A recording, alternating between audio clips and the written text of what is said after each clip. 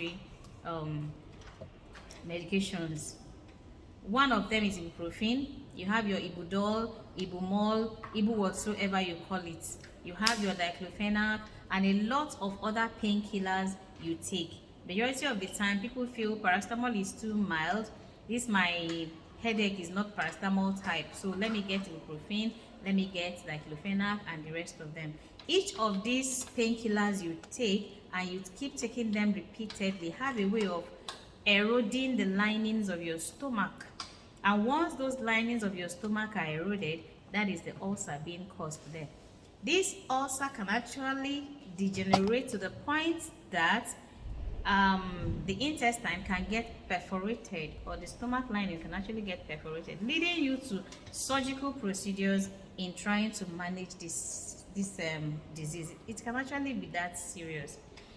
But aside the symptoms and the management, you can actually prevent ulcers. Ulcers can be prevented. Why? Because it's a lifestyle disease that when you change your lifestyle, you can prevent it from attacking you. We've talked about NSAIDs as one of the causes. Another cause is excessive consumption of alcohol and tobacco smoking. So if you take this majority of the time, you know, if you had ever experimented with an earthworm, just try it this time around. Pick an earthworm and get a bottle of beer or any bottle of alcohol, pour it into a glass, and then take one earthworm and throw it inside that glass cup of alcohol, and just see what happens to that earthworm. Whatever happens to that earthworm is exactly what happens to your intestines over time while you consume alcohol. Now, from that, if you can do that experiment and then understand that the same thing happens to your intestine, you can now explain to yourself how exactly taking of alcohol can predispose you or cause ulcer for you. That is what happens. Another thing is intense stress. You know, a lot of people have a very stressful lifestyle. Yes, Nigeria is stressed up. Nigeria alone is enough to give you ulcer. Yes, not us and me talk, but that is the truth.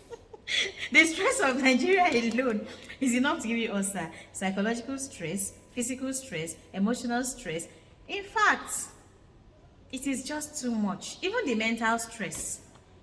So by the time you subject yourself to intense stress, definitely you predispose yourself to ulcer, because there are some hormones that are released that are not friendly with your stomach lining. They end up triggering acids that would eat up and erode the linings of your stomach. And once that happens, there are patches of wounds, patches of injuries left on the stomach lining and on the upper part of your intestine. And that is what an ulcer is. So, for further discussion on how we can manage it or prevent it, follow us to the next edition. Thank you.